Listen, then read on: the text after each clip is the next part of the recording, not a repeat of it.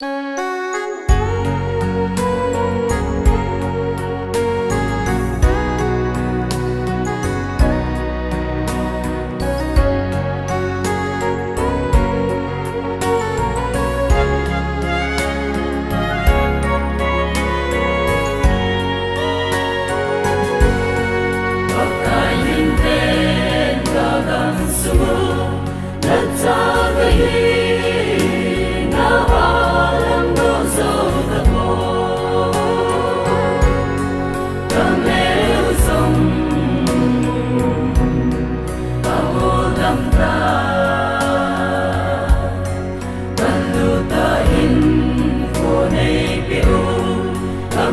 băng bên cát sông ngâm ta về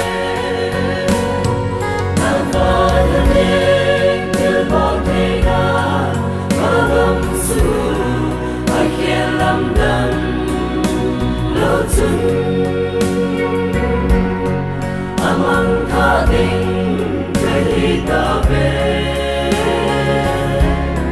alung hay na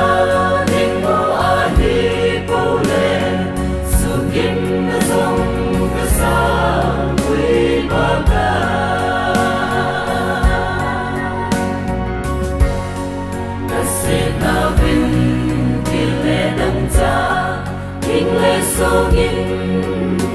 sông a lưu sông ta hi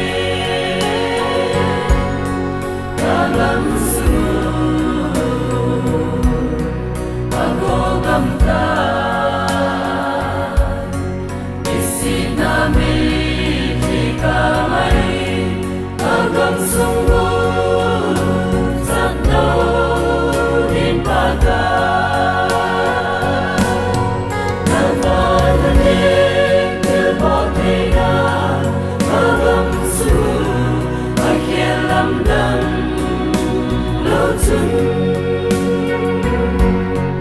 amang tha tình để ta về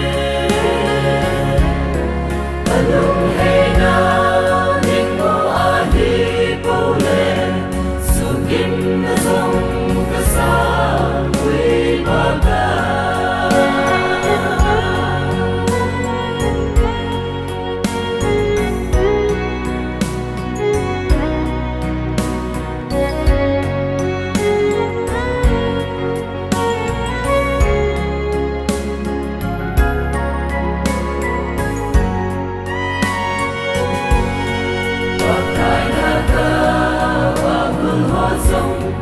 rất lâu đi nhìn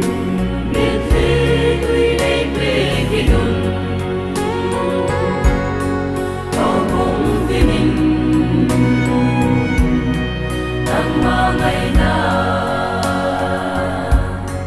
đã tìm không dễ xuống xa của mình ta gắn sông mơ và đi không số em